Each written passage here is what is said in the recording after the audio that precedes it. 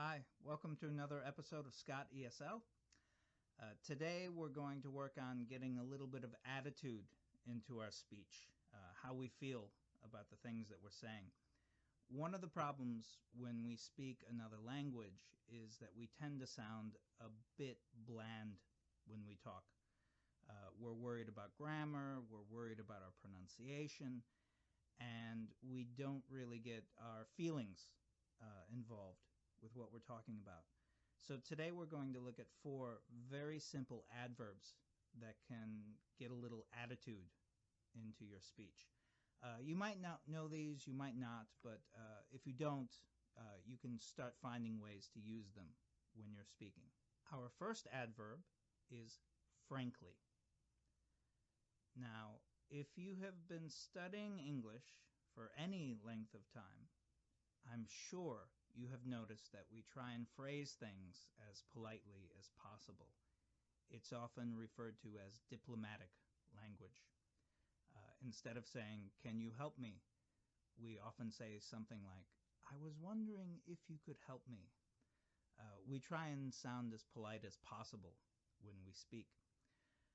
But sometimes we want to be honest about something that we think the listener won't like. In this case, you can use the word frankly to announce that you're going to give some bad news or a negative opinion, maybe. So, for example, if someone cooks a meal and you don't like the food and you want to be honest with them, you want to tell them you don't like it, you could say, "Frankly, I don't like it." Or, "Frankly, it doesn't taste very good." By using the word frankly, you're announcing to the person, "I'm going to give you my honest opinion." So it's a great adverb to use. You use it right at the beginning of a sentence. Now, if you've watched my videos, you know I like to use film clips. I like to give you examples of when we can hear speech. And I know it's not completely natural. It's a film with a screenplay. But you can see an example of how it's used. One of the most famous lines in all of American cinema is from a film called Gone with the Wind. It's an older film. It's from 1939. And in the film, we're going to see a clip where a character uses the word frankly to deliver some not so great news. Clark Gable is going to tell Vivien Leigh exactly what he thinks. He is going to be very, very honest with her. Let's watch.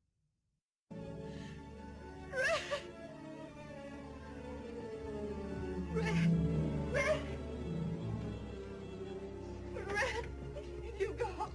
Where shall I go? What shall I do? Frankly, my dear, I don't give a damn.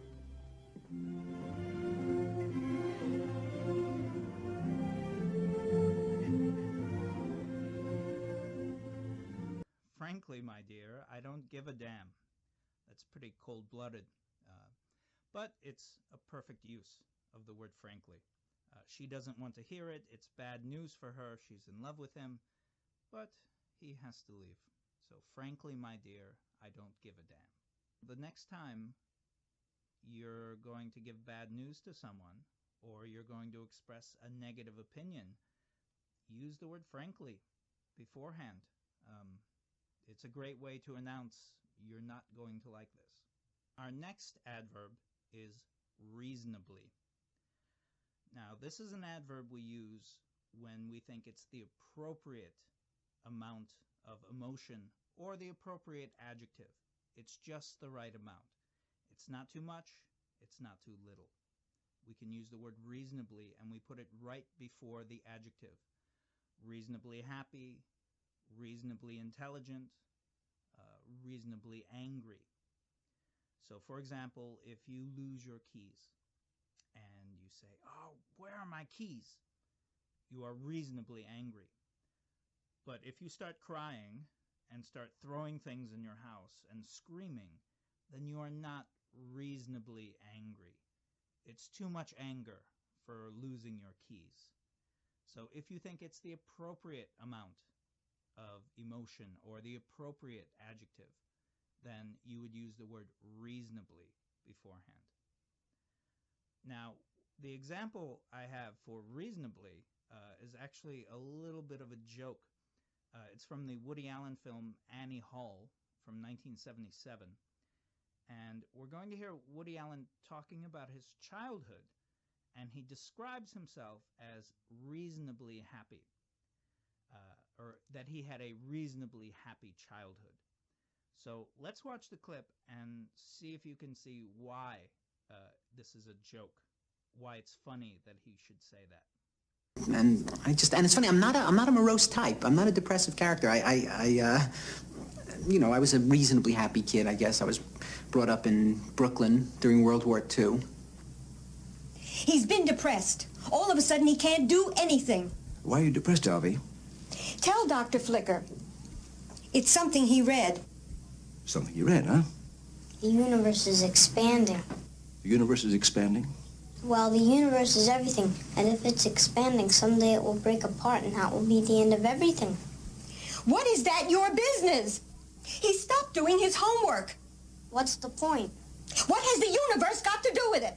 You're here in Brooklyn. Brooklyn is not expanding. It won't be expanding for billions of years yet, Alvy. And we've got to try and enjoy ourselves while we're here, huh? Huh? Okay, so the funny part about that is that he was not a reasonably happy child. Reasonably happy children don't think about the end of the world constantly and go and see psychiatrists. Now, sometimes reasonably is used to show that something is average or normal. So you can say someone is reasonably handsome. It means they're not a movie star handsome. They're not like Brad Pitt or anything, but they look normal. You can use the word reasonably with that, or reasonably good. So, for example, I've been playing tennis for 5 years. I play quite often. If you saw me play, you would say I was reasonably good. You know, I'm not Roger Federer or Rafael Nadal, but for how much I play and for my level of fitness, I'm a reasonably good tennis player. Our next adverb is personally. This is an easy one to use. You just put it right at the beginning of your sentence, and you are announcing that this is your opinion and your opinion only. You can say, personally, I like, or personally, I don't like. This can often show that you have an opinion that is not the popular opinion. If you're with a group of several friends and you're going to the cinema and your friends all say, oh, we want to see the newest action film, and you say, no, personally, I'd rather see a comedy. You're telling them, yes, I know this is the popular opinion, but this is my opinion and my opinion alone. Now, the clip we're going to see is from a graduation ceremony in which a young woman is going to tell her graduating class her opinion of the high school experience.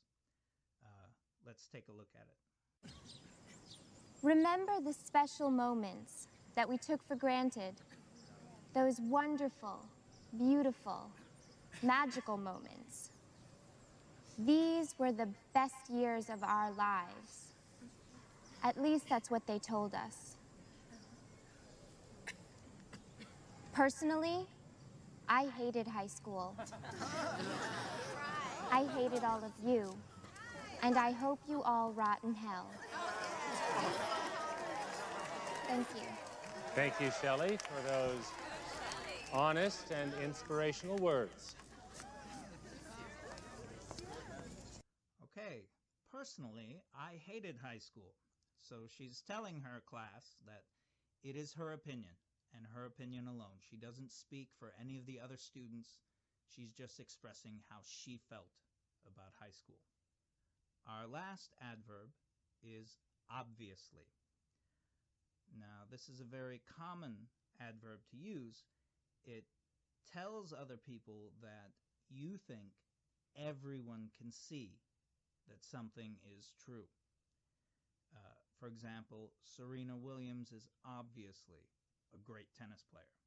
She has 23 Grand Slams, so everybody knows that she's a great tennis player. Everyone can see it All they have to do is know a little bit of information about her. Or if it's raining outside, you could say, obviously, we need to take an umbrella. You can see the rain, I can see the rain, so everybody knows that we need an umbrella when we go outside. So obviously gives your attitude that it's something everyone should see. We're going to look at a scene from the film The Matrix from 1999, where Keanu Reeves is late for work, and he hasn't been doing his job very well, so his boss is going to use the word obviously to show him that everyone can see how much trouble he's in. So let's take a look at this clip.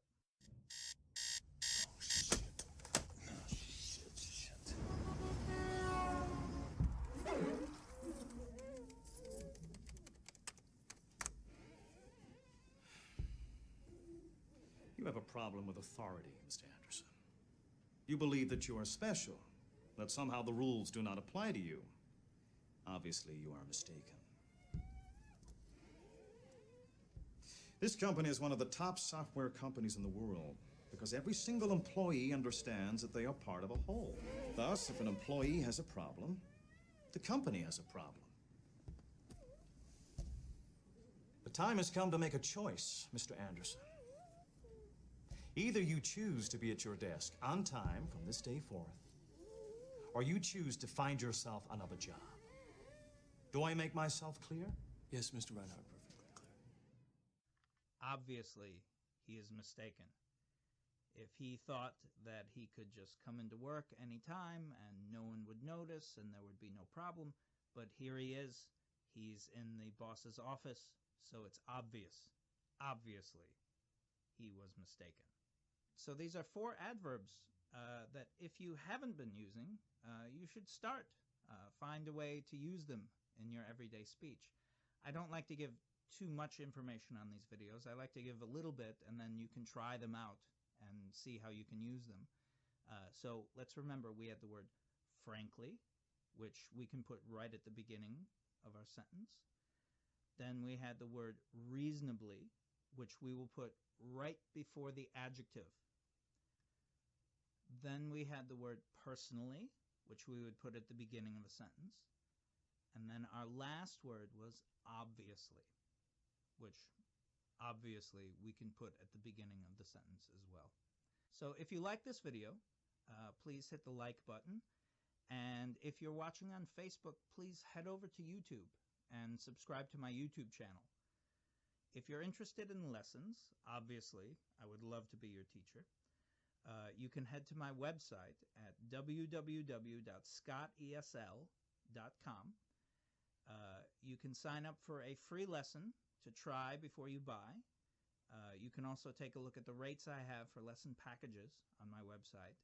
And I realized that there was no way to contact me with just simple questions that you have. So on the main page of my website, there's a contact form where you can type in questions. You can give me ideas for things you'd like to see in future videos. Or if you have questions about any services I can offer, any other way you can take classes, please write me, contact me. I hope you enjoyed this video, and I will talk to you soon. Take care.